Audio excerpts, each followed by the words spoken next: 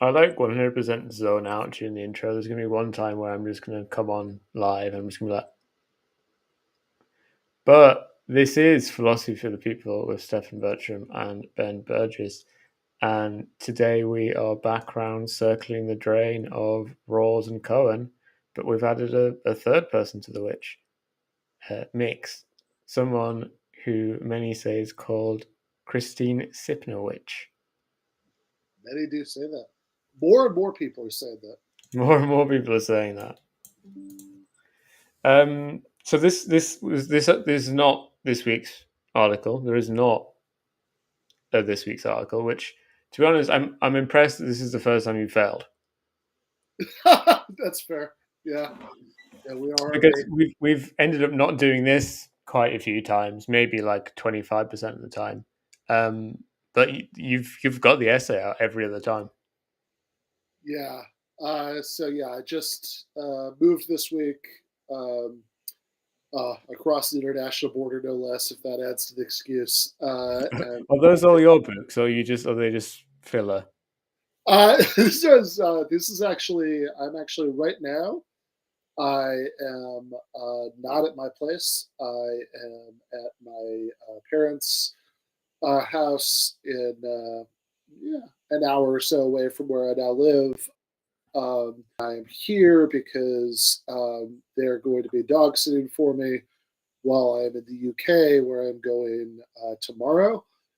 For anybody who finds themselves in kind of the middle of nowhere in northern Wales, Right. I mean, it's very, very technically in Wales, this festival. Like yeah, it's more or less in England. it's like right by, like it's within 5 minutes drive of the English border. Like if you want to get train there, you have to go to England if you're in Wales. Yeah. So anybody who finds themselves in the border between England and Wales a week from today, as you so often do in life, you can stop by over at the Hay Festival, and I'm going to be doing this uh, panel with Paul Horwich and a physicist whose name I'm blanking on at the moment, about possible worlds. And there's going to be It's Hofsender, right? yes, She's uh, famous. and and I'm going to be doing a event that I still have to kind of figure out exactly what I'm supposed to do for, but I'm supposed to be hosting cake and prosecco and philosophy discussion. Hurry up, mate. And then on Monday, the 29th, I'm going to be giving a talk called Karl Marx Deserves Better Critics. So anybody, as I say, who is on the border between England and Wales, next Sunday and Monday should pop by one or more of those events and say hi. It's possible that the elusive Stefan Bertram might even might even be somewhere in the vicinity at some of this time. Who knows? But since yes, I had so I just moved from Rosarito to the new apartment in Los Angeles, and getting ready to go to the UK and etc. For various reasons, it just wasn't going to come together this week. So there's no new essay. There's Did you start a failed essay? well, I don't know if it's failed. It's not yet succeeded. I assume that it'll go up next Sunday. But yes, there is an essay in progress. It didn't get done. It didn't get done in time, but there is, in lieu of an essay on the Substack today, there's just a little note with saying everything that I just said, and also a call for suggestions about future essays. So anybody wants to go over there It's to it's funny. Coincidentally, today I was reading that bit in the Gotha program, not directly, but rather because Lenin quotes it in State and Revolution. mhm. State and Revolution, if you don't know, is literally like 35% like direct quotation from Marx. to anyone in the audience who wants to read a book of 35% Marx, where he discusses kind of equality and whether there'll be equality in socialism or the lower stage of communism, and how like the relations of bourgeois equality to true and actual and genuine equality. And of course, as everyone does, they make fun of Lascelles. But it was interesting reading the article also because I found myself very much inclined towards, at least on the broad view, what Sipnowich is saying, which is with, as regarding Cohen and Rawls, it did kind of, it felt like kind of I was kind of missing something in why we worrying so much about equality of opportunity, even when we're being very radical critics, why are we still focused on that? Okay, so I don't know what the audience uh, uh, um, I don't know what the audience got, but for me, most of that was cut out. That might have just been my own connection, so I don't know if the audience got it all. Silver, that did go up at 10. You just got a delayed email for some reason, but that was like 10:02 that message you're talking about was sent out. I know people who are watching NTIR have no idea what I'm talking about because I'm responding to something in the GTA chat, but that's just for the record. But the class started on time. But yeah, so the last thing I heard, as I said, I have no idea what the audience heard because when a Restream's message said one of your streams is encountering difficulties and we're going to restore it. So I don't know which one it was. Okay, well, nothing happened on my end, but we'll So find out later, I suppose. this is going to be reviewed for the audience. But the last thing I heard on my end was you were reading the bit in Critique of the Gotha program, it's quoted by Lenin in State and Revolution, and you said State and Revolution is like 35% quotes from Marx, which reminded me of a friend of mine years ago was teaching a class on early modern philosophy, where a student turned in a paper that he added it all up, and some absurd percentage of it was taken up by quotations from David Hume, and so he wrote at the bottom of the paper, David, excellent work as always. I only wish your co-author had lived up to your standards. I'm sure that made that teenager feel great. It's kind of a shitty thing to do, but it did make me laugh. But okay, so I didn't actually hear what the bit of the Critique of the Gotha program was, though. I was just transitioning to kind of talk about how for me it felt kind of strange with Cohen and Rawls that they were still seemingly focused on this idea of equality of opportunity, which Sipnowich is, as I took it, it basically says, well, are we not just talking about the wrong thing here? And you in the essay kind of, you take a position in between, I guess. Yeah. But I guess the question is why, as someone who's, well, Rawls has kind of slowly developed a critique of capitalism, but Cohen presumably was not slow about it. Why is Cohen someone who is kind of against capitalism completely and emphatically, and as is a Marxist and so on? Why is he still so bothered about equality of opportunity? Right. Yeah. So this is Sipnowich's point. So the background to this essay is that so Christine Sipnowich wrote has an essay that's in the new print issue of the Boston Review, although it's also online, and you can read it in the link from my Substack, which is like they did this forum. So she wrote this like main essay, and 11 people wrote responses to her. And she's writing this sort of general critique of liberal egalitarians being too hung up on this idea of equality of opportunity, and she thinks no, that's not the kind of equality that we should really care about. And she sort of mentions Cohen in passing. My response is much more focused on him than her essay, because what I was doing is kind of related this to my sort of long-standing fixation with this Cohen Rawls debate. So I think Rawls is oddly, actually, given what you might think from their overall politics, Rawls is sort of less concerned, in a sense, with equality of opportunity than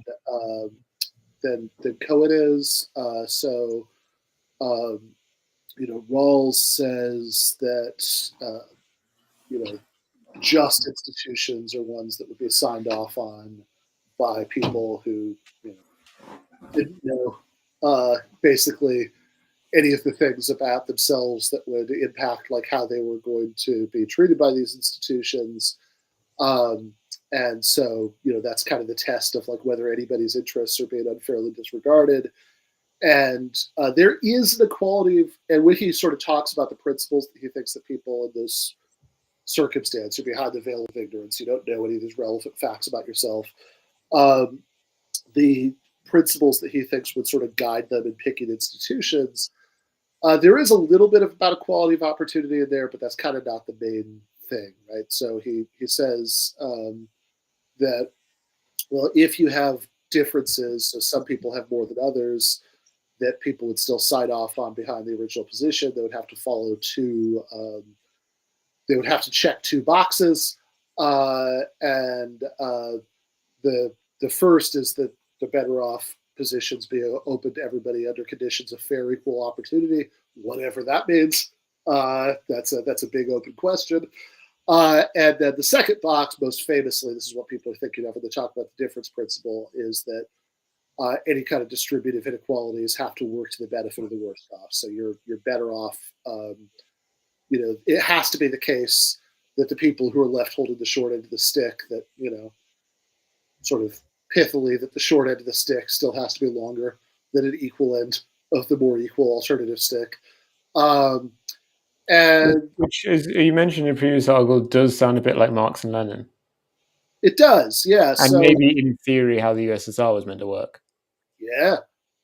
So you mentioned Critique of the Gotha program and Lenin's use of it in Stand Revolution. I think Lenin, it's been a long time since I read Stand Revolution, but I think Lenin is the first person to sort of use the word socialism to describe the first stage of a post-capitalist society, and communism to describe the second phase. I think Marx just talks about like the lower stage of communism and the higher stage of communism. But, Marx uses them interchangeably, then Lenin uses them to make a distinction. So you can use one word instead of four. He's an efficient man writing pamphlets for workers. Well, Marx was too, but that's exactly the kind of ruthless. That's exactly the kind of ruthless efficiency that catapults the Bolsheviks to power. The Mensheviks were using all these different words, for everything, and it's like now we can just use one. So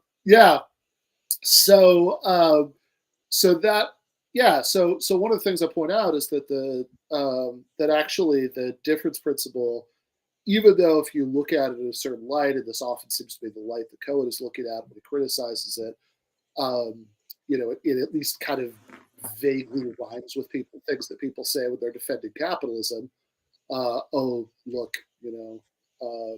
Sure, this is unequal, but it produces so much abundance, it all works out to everybody's benefit. Honestly, that Marx distinction in Critique of the Gotha program seems to assume at least something very much like the difference principle, that because like Rawls, Marx says for the Critique of the Gotha program, look, I'm not saying that people who work more, work harder, therefore deserve more than anybody else. And he says that, in fact, for reasons very much like the reasons that Rawls rejects meritocracy. That he says, that Marx says that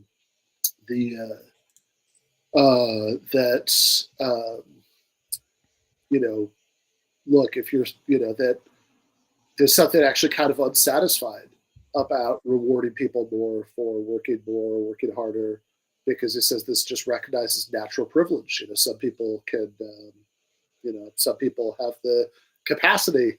Like different people have different capacities. Different people are able to, some people are stronger, some people are smarter, some people have more endurance.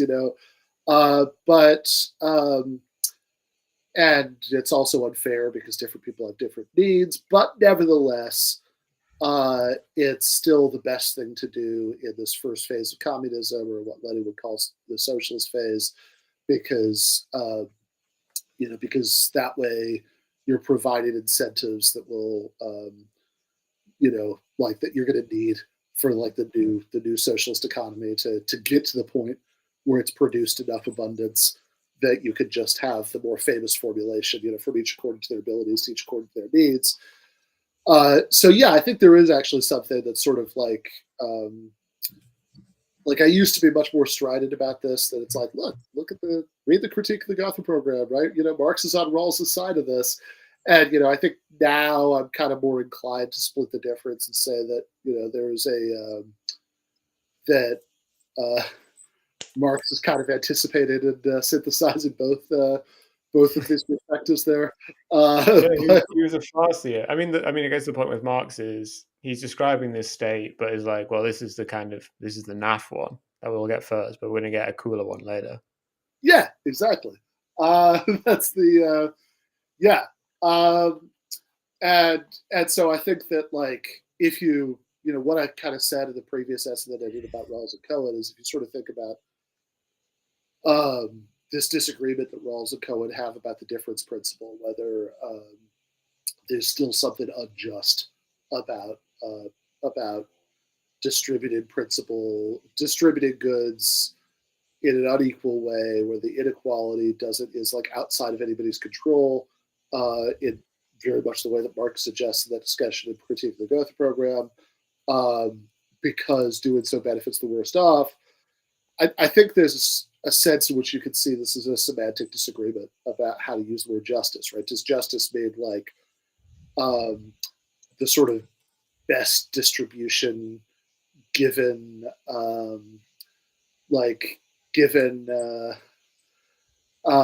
sort of given the total set of facts that we have to deal with, right?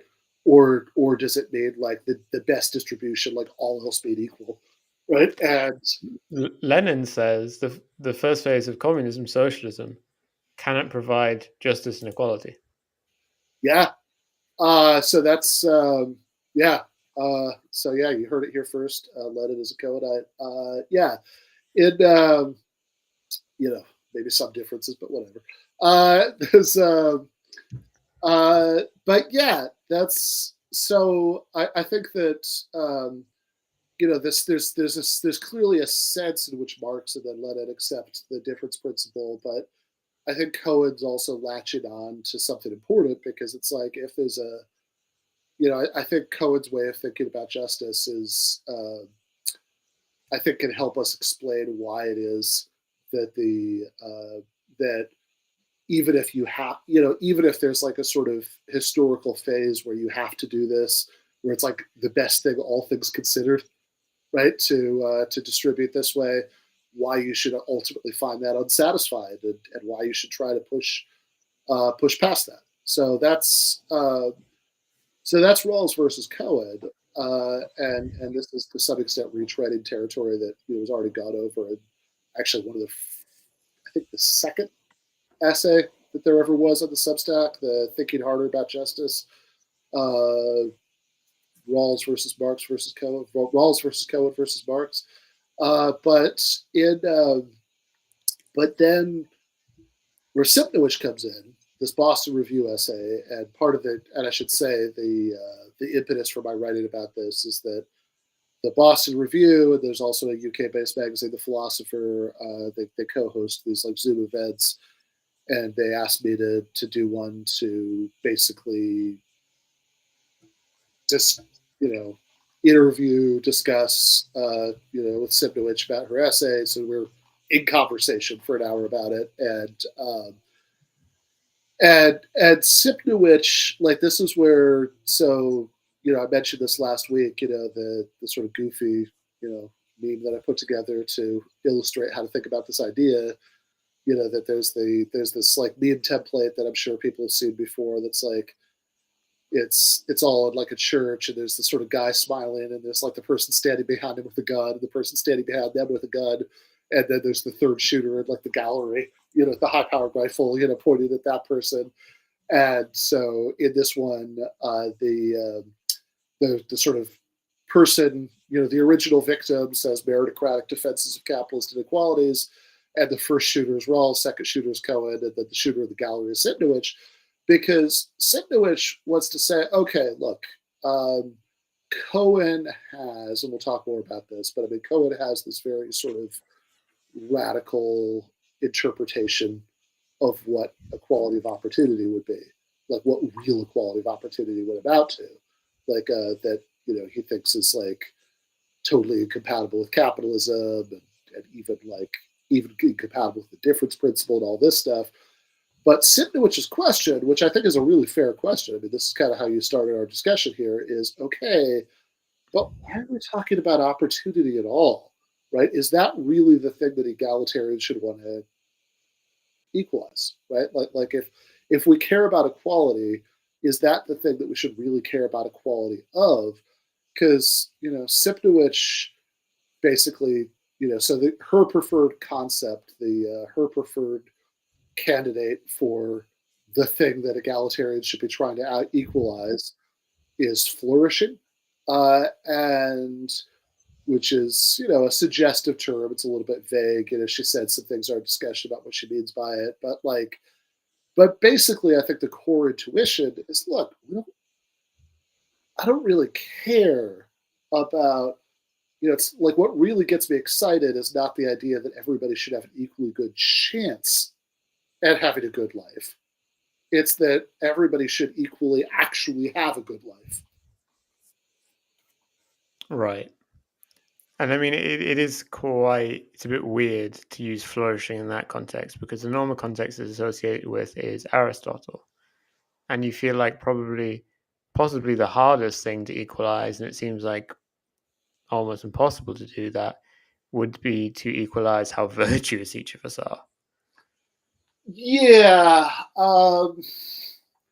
right. So it seems like if flourishing really means like eudaimonia, then that's so much about what's going on, kind of within your own soul, that like surely this is beyond the purview of what politics can accomplish.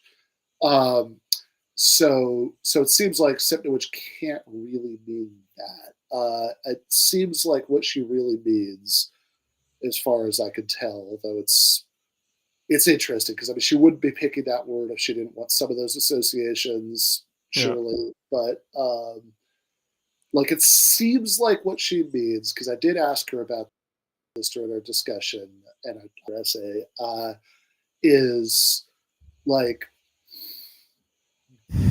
good outcomes, where it's like the outcomes that are sort of like good enough, count as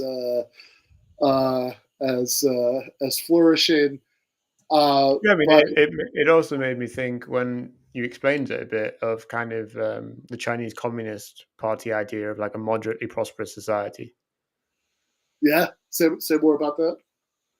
I mean, the basic idea of the CCP is, before they can have socialism or even probably have a go at socialism, they need to have a moderately prosperous society, which in their terms, rather than being like a standard middle economy where, for somewhere like Brazil where you have endless slums or whatever, the CCP idea is that in a moderately prosperous society, this is achieved when basically no one is in destitution, unless they like tried really, really hard or whatever.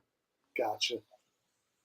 Yeah, which is, which look, I don't. This is not something I would normally say about Xi Jinping thought, but that much is like reasonably orthodox Marxism as far as it goes, right? I mean, that you have that, I mean, this is, been teaching this class that we just started on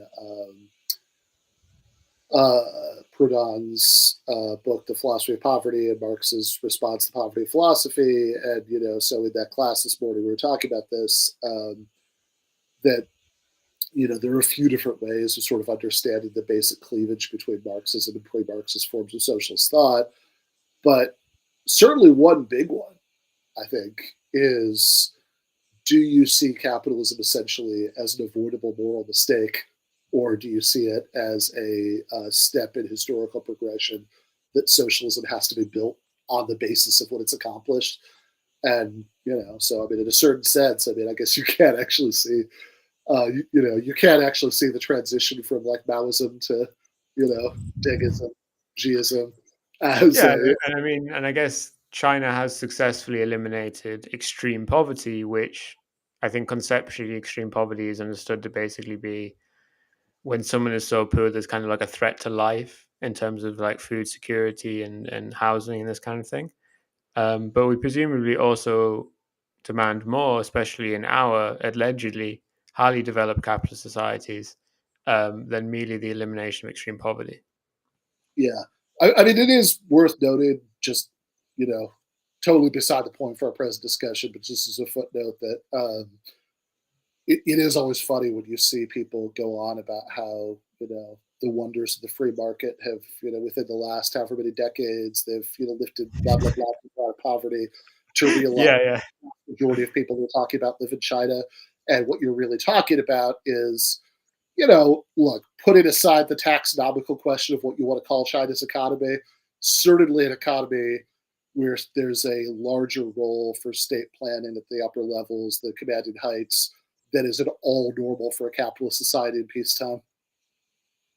Yeah, I mean, basically, the last time I looked at it, the figure was basically like 90% China, while Africa and India are basically frozen in space. And then I think the rest was kind of stuff which happened in Latin America. Right, right, Of course, exactly. Latin America uninvolved in the left Yeah, and yeah, critique of the market. yeah, yeah, exactly. So yeah, I mean, I guess going back to Sipnowich, um, like she, I think what she's really talking about is certain respects in which people have good lives. And one thing that's clear to me, at least from our discussion, is that even if she maybe doesn't mean what like Aristotle meant by flourishing, uh, she's also not just talking about like having stuff, right? That she does seem to be talking about a much broader conception of having a good life, because one of her arguments um, is that um, whereas like liberal egalitarians might say that,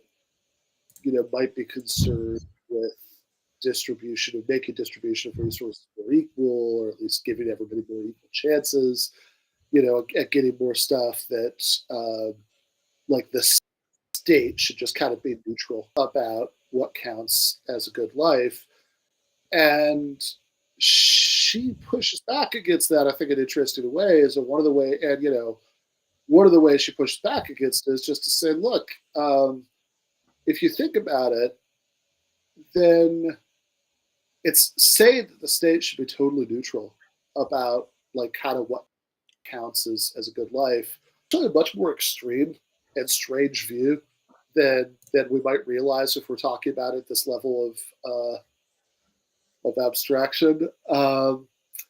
The That, because like, look, any normal contemporary liberal society does to a certain extent nudge people towards um, you know nudge people towards making better choices, right? That so like obvious examples, like I'm taking this from, I think, her essay pretty directly, or discussion, um, are like public libraries and um, like and public parks, you think about the fact that like people think that those are reasonable ways of using public funds, but like Right, we shouldn't be economical about like whether we should build a public park or build like a spike pit there instead.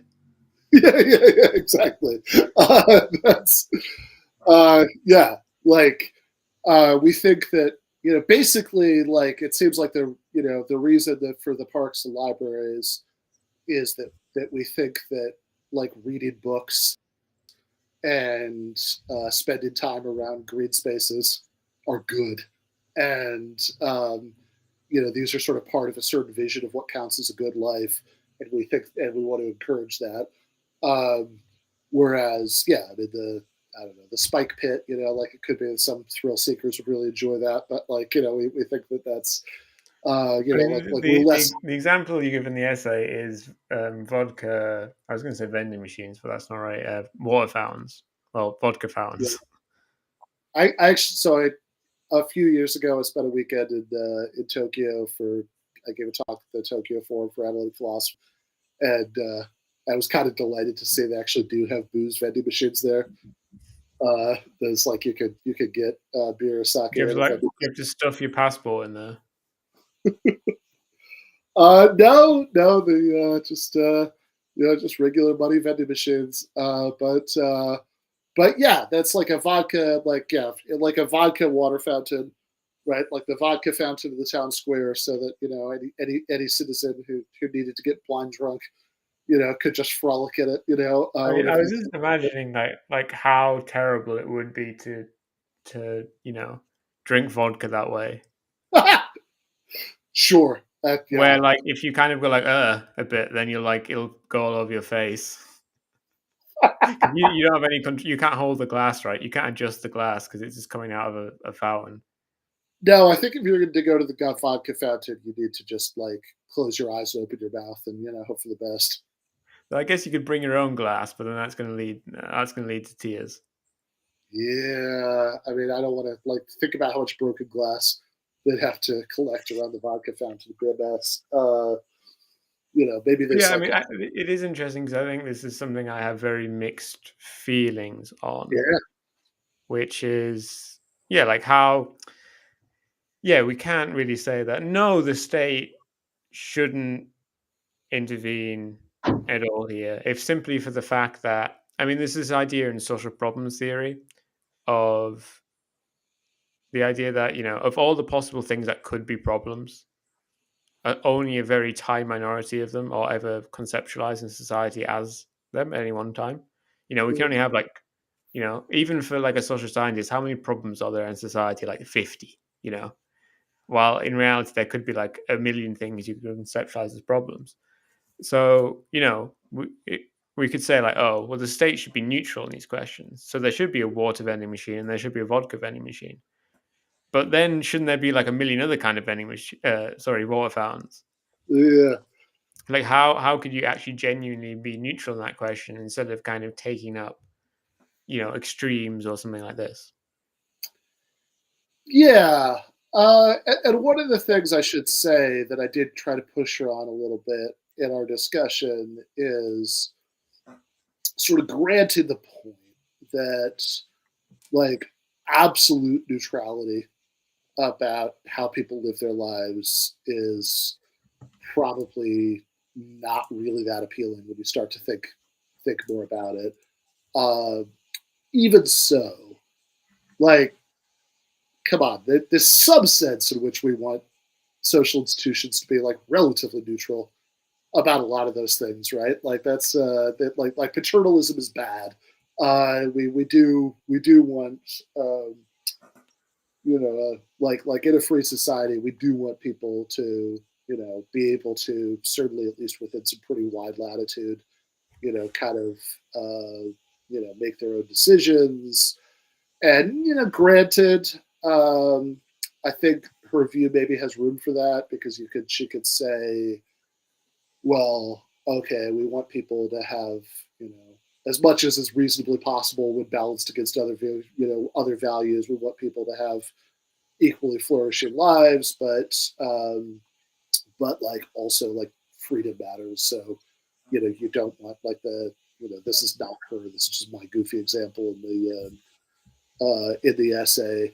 It could be that somebody who's like already been admitted to law school for next year and they have one semester left of undergrad, but you know they just hate their math requirements so much that they drop out of college and never go to law school or whatever. Could be they're making a horrible life choice they'll regret forever, but like surely we don't want like the state to force them No, that's what your parents are for. yeah, exactly. That's Or fine. your friends or whatever. Yeah, exactly, right. But it would be too much. That would be too much for the state to take an interest in. You want more individual autonomy than that. Your parents can guilt you into it, but you can't. But we don't want the state to make you. So yeah, I think that's maybe what she could say. I still wonder if she's given neutrality a little bit of a short shift, like because there does still seem to be something that's very right to me about the idea that it's good to have people, that there's something that's really good about about like having room for like a wide plurality of conceptions of what a good life is that, people can kind of, people are sort of free to pursue as they like, as they like. And, and even beyond just like, okay, we can't go so far in promoting a certain conception of the good life that we're interfering with personal freedom in unacceptable ways. Even beyond that, I do wonder if there's like more than she's kind of giving credit for to the idea that it's like, no, we actually don't want state institutions to like really take sides in those issues too much, right? This is, we just kind of want society to provide like a reasonable framework for like everybody to try to figure it out for themselves. Yeah, I mean, you can obviously try to do, a distinction between encouraging certain behaviors but not prohibiting, especially kind of like Right. physically with like the police or whatever. But I think this kind of thing breaks down, especially because encouraging certain lifestyles is not free, right? Yeah. And that, you know, if even you can't just neutrally or kind of leave out certain people basically from this kind of program because inevitably you're going to be taxing them all for it. Yeah. Yeah. Right. That's true too. I mean, look, there's a certain sense in which, um, like neutrality is easier for libertarians since they can, um, they could just say like, yeah, like look, even if there is like a night watchman state or whatever, it's like really literally, look, you can go start your own public, you can do a GoFundMe to buy up some land to put a park in if you want, or a vodka fountain, whatever you do, you. But and so the state like really seriously stays out of that. Now, I would point out beyond being dystopian that this is only even conceptually um, a way to hold on to neutrality at the cost of pretending not to understand that private coercion is coercion, right? That they Yeah, I mean, but even like, why the fuck do I have to pay for the night watchman? yeah, that's true too. That's yeah. This is always the thing. There's always like the awkward thing about it's called uh, the two flavors of or within. I mean, it's a very kind of interesting kind of anarchism or libertarianism where the concept is actually the only people we should pay is the police. Yeah. That's there's a Kim Stanley Robinson novel, I guess, where he has a line about how I just said it that way because I literally don't remember where it's from. I just know that he wrote it, so I don't know if it's like a character in a novel who said it, but that a libertarian is an anarchist who wants to be able to call the police on his slaves. Uh, but but there is like, okay, so you're really sort of the most coherent kind of libertarians are anarcho-capitalists, which is of course also the most dystopian kind. But because it's like really like the setup that they're describing is like uncomfortably close to feudalism, but where you just have like private security forces or whatever, and that's it. But in but the sort of more common kind of libertarianism, oftentimes what people mean when they say libertarianism is called minarchism. So the idea, like minarch, like mid, like a minimal state, which is this night watchman state idea. And there is something that's like really awkward about that because yeah, why not? Like, what's the difference, right? I mean, like, why pay for the cop as opposed to like, you know, make sure that no one dies from insulin shortages? If that's like the one thing we're going to do. Yeah, exactly. Like, I mean, I guess the point is if we don't employ the cop, then people like you are going to come steal all the insulin and sell it. Sure. Yeah. That'd be terrible. Yeah. So I think, but yeah, there is a really weird inconsistency there. It's like, why is it that like, it's why not just say like the same way they would say about insulin? It's like, well, look, if you really if you really want insulin, that's great. You spend your money on it. Fucking grind for it, bro.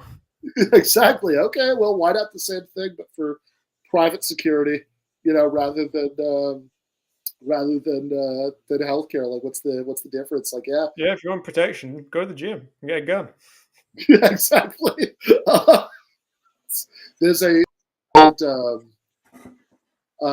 there's an episode of the Majority Report from like I don't know 2018 or something where 2019 it's the where Michael Brooks is still alive in this, because you could hear him, like, he's not really participating in the conversation, but he's like, you can hear him laughing in the background for a lot of it, where this anarcho-capitalist caller calls in to argue with Sam Cedar, and there's a point where he's and it's like the perfect like short. It's like the perfect condensed version of one of these debates that it's like, because Michael's just laughing at the guy in the background, and the guy keeps getting offended by that, and Sam's like, no, just talk to me, don't ignore him, right? And then like Jamie Peck's still working there, and she's like objected to him using the word anarchist because only anarcho-communists should get to call themselves anarchists, and Sam's like, no, that's silly, just argue with me about what you're saying, and then at the end, like, Sam lays out this scenario where anarcho-capitalism could go very wrong, and you'd have people holding monopolies, and exercising all this power, and say, well, what's the remaining mechanism for redressing it? And the guy says assassinations. I mean, anarcho-communists often say like very similar things, where it's like, well, sure, there's like a small, very, very small group, but like non-zero, especially in a population of millions, who are just nutcases. And anarchists who are brave enough not to just be like, oh, we'll sort it out, we'll be like, well, just kill them. Yeah. Which is which is awesome, because it's like that's there is a sort of it really does like go, like, you think about like approaches to the criminal justice system, and you want it to be, you sort of start out wanting it to be more humane and more friendly to the rights of defendants, and you're like, okay, it's not the death penalty, but wait a second, prison's also bad, and then like you've gone around the event horizon and you're back to just doing the death penalty, but maybe with a lot less due process. Yeah, I mean, we're going off topic, but it is interesting that kind of now prisons and police and so on are completely like, we can't imagine not having them. But for basically all of human history, prisons, to the degree they existed, were like places, like transitionary places. Right. Or like you'd maybe have like a dozen long-term prisoners or something, which were like people you couldn't kill or release because they were like really important people, but not quite important enough to get themselves free. And then basically everything else was solved through like weird kinds of torture or fines. Yeah. So yeah, maybe prison isn't that bad when we compare it to what we were doing before. Yeah, no, I do tend to to think that. I mean, if the choices are I mean, look, I understand where he's going with it in the rest of the book, but I also did read the opening pages of Discipline and Punishment. And it's like, man, that sounds pretty bad, right? Like, I don't want to do that to people. So, yeah, I don't know. I mean, I think that look, I'm not saying it's the final stage, but I think that looking at looking at what exists in various places and the suggestions that I've heard tabled by people who take it seriously enough to even make suggestions, I will say that the something like the Norwegian model, where you have prisons that aren't like hellish rape dungeons, but like are like but like kind of look like dorm rooms you're not allowed to leave, and that like you can't even be set there for your whole life. You know, like you know, if like limits where eventually you get out, and you know, so it's like reasonably rehabilitation focused and everything. It's like, I mean, if we need some kind of stopgap for the worst crimes, I've got to say that one appeals to me more than just like your local people's commune decides to kill you. I mean, say what you will about the Norwegian prison system and its famous prisoner, the Norwegian Nazi murderer, Varg. He hasn't committed any crime since then. He just lives in the woods in There you France go. with his autistic French wife and his many children. Yeah, you know, all right. Yeah, I mean, exile also works given small enough societies, but you know, it's maybe not a Yeah, I mean, you need an exterior for exactly. exile Yeah, to work, which no longer exists, really. yeah. Um, you know, terraform Mars and only use it to exile people too. Um, but yeah. So I guess I would say, going back to Simnowich, that I think um, you know, I think that there's like more than nothing to her point here, right? That it's like that there is something right about this, that you know, and we don't want to just like, if you say the only thing I care about is equal opportunity, then no matter how sort of deep and radical and incompatible with capitalism your idea of equal opportunity is, I still think that there is something unsatisfied about that. I think she's right. I mean, I think that we like, you know, I mean, certainly just about anybody who would remotely consider themselves a leftist doesn't, you know, doesn't only care about equal opportunity because like, if nothing else, I mean, even if you're just a good social democrat, there are still certain kinds of life goods that that we don't want to give people equal opportunity to get, right? You know, we don't want everybody to have like an equal chance at getting healthcare if they get sick. We just want everybody to have healthcare, for example. Um, so Right, as someone who isn't that, like ideas about equality don't really get me going. yeah, yeah, Um, and I think kind of one of the most kind of appealing things about the human condition is how different we can be to each other. sure, Um, my desires are kind of just for a society where every person has the ability to try and fail, yeah, and when they fail, nothing really bad happens to them apart from being embarrassed. yeah, yeah, yeah.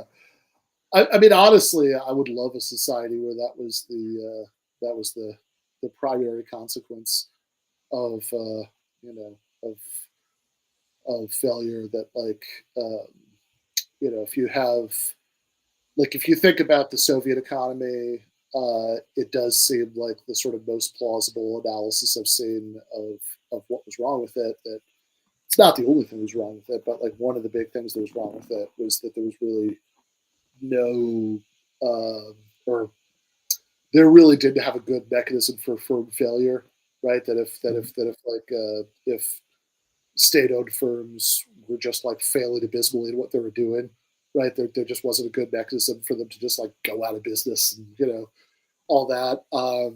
And so there's a lot of inefficiency that comes out of that. But like also, I don't, you know, I mean, let's say the sort of best social society we could figure out how to design in the near future does have to include firm failure. It's like, I would really like it if like You know, I mean, if we could actually make this work economically, if like the primary like cost of that was just that you'd be incredibly embarrassed and like you probably your new your next scheme for for like a cooperative you wanted the state bank to to help you get going, probably wouldn't be approved because you were involved in that like in that abysmal failure before, Yeah, like I think there's nothing written in the stars, which means you have to have a successful podcast. yeah, yeah, yeah. And I think regardless, like I think under communism, I would still be less popular of a podcast than Joe Rogan, and I'm not even sure if I'd even move anywhere to close the gap because Sure. as much as he is now heavily resourced, that's really not what made the difference. No, it's not, and it was it's a big It's kind difference of being between a that. particular sort of guy. I actually think there would be more unsuccessful podcasts in a fully communist society where Oh god, there'd be the amount of failed novels and failed podcasts that would exactly, just be rebounding everywhere. The, totally, yeah, the all amount the of social embarrassment would probably go massively up because we wouldn't all be working dull, empty jobs where we do nothing, but we yeah, actually set to exactly. producing things, and then find out how inadequate we all are.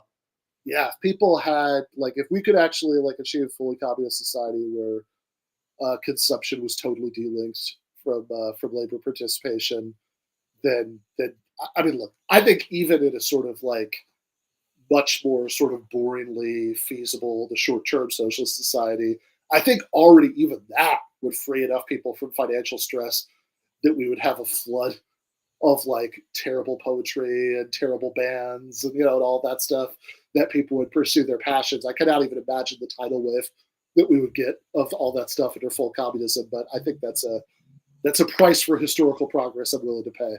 I mean, Um, look how many kind of full novel length stories of fan fiction there are produced for free online. There's 7 Harry Potter books and then 70,000 more novel length Harry Potter stories online. yeah, somebody yeah, probably even just the subset of them that are mostly just Harry fucking Draco Malfoy. It's yeah, um, yeah, no, exactly. So and look, even if I wouldn't love all the consequences, that would be better. Which goes to Which's point.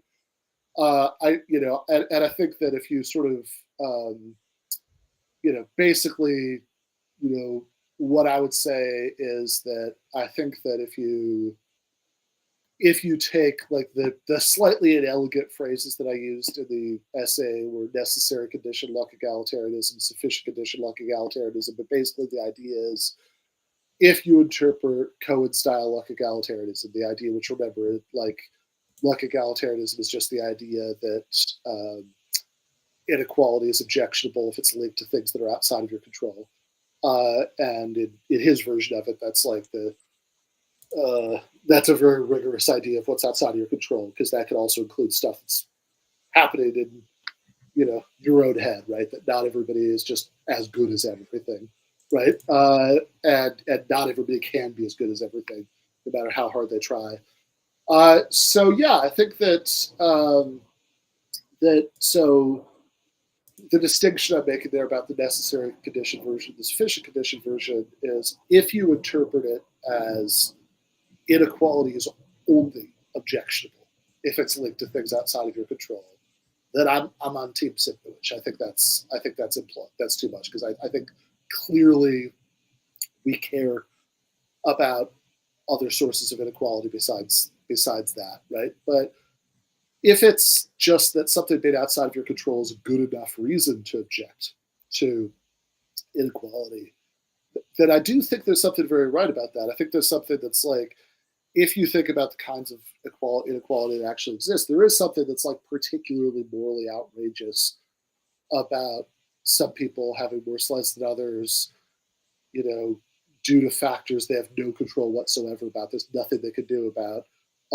And it does seem reasonable to say that social institutions are sort of all else being equal, are objectionable to the extent that they produce that kind of inequality. Now, they might also be objectionable when they produce inequality for other reasons. Even Cohen sort of has a little bit of that in his conception, because he talks about like the socialist value of community, roughly, that there's like a certain that like if you care about people, you consider them to be part of your community, there's like a certain like floor that you're not going to let them sink below. Certainly in the cases of some kinds of life goods, you know, anybody who's even a good social democrat, never mind anything more radical than that, is going to agree that like there are certain kinds of goods that like everybody should just have an equal right to. It doesn't matter how much of a fuck up you are, you know, you shouldn't be, you know, that doesn't mean that like you have less of a right to go to the hospital when you get sick than other people. And you know, and also I think maybe going back to the reference you had to, you know, State Revolution or the critique of the Gotha program, I think just something to like, look, to the extent that we're talking about how to distribute limited resources, then I think it's reasonable to start bringing in these considerations of like, well, you know, does everybody at least, you know, have an equally good chance at, you know, getting the best outcomes and, you know, things like this. But also, like, it's not, that's not the best outcome. The best outcome would just be if we have like crazy enough material abundance that we just don't need to worry about all that shit. And, you know, if it's, you know, we could argue about how realistic that is as a long-term goal or whatever, but I'm very reluctant to sort of let go of the idea that it's like, yeah, I mean, that's kind of the North Star. I mean, if we could, you know, if we can get the from each to each, you know, scheme, then yeah, I mean, fucking do that. It does feel like we produce a rather large amount of things these days. It does. So Ben, what will be next week? Yeah. Will it be what would it be this week? It will be what would have been this week. And what would have been this week is neither of the things that I said I might do. But what I ended up starting and not being able to complete is a kind of joint follow up on a couple of other topics that I have talked about in the past, which is basically thinking about causation. And what got me thinking about this is that essay that I did a few weeks ago about time travel movies. One of one of the movies that was singled out for praise in there as a unusual example of an internally consistent time travel movie was the first Terminator. And somebody in the comments basically said, like, hold on, though, isn't there something like inconsistent or paradoxical about causation, you know, working that way? And that, you know, that you could, you know, John Connor only exists because he sends, you know, Kyle Reese back in time and all of that stuff. And whereas, no, there's nothing that's like logically inconsistent about it. That there does seem to be something that is sort of there is something the mind kind of does to rebel against about that idea, right? There's something that doesn't sit right at all about the idea that it could work that way. But basically thinking about that made me think about the cosmological argument for the existence of God, because this is sort of the same impulse that it's like, no, you can't have, you know, even if you have a loop of causation where each step in the loop is caused by another step, it sort of feels like you're not done yet. Like you need an explanation of why the whole loop is the same way it is, which sounds to me like nothing so much as like Leibniz's version of the cosmological argument, where he grants that, okay, sure, it could be that the past is infinite, the chain of causes goes back forever based on the physics of his time. He took that seriously as a possibility, but But surely, even if you've postulated the infinite chain of causes, you're not done yet. That you need an explanation of why the whole infinite chain is the way that it is. So that sort of thinking about that connection is the jumping off point for the. Did Ben just freeze? Just as he finished. Well, it's fine, everyone. I'm going to press the outro button. It was really perfect timing for him to disconnect.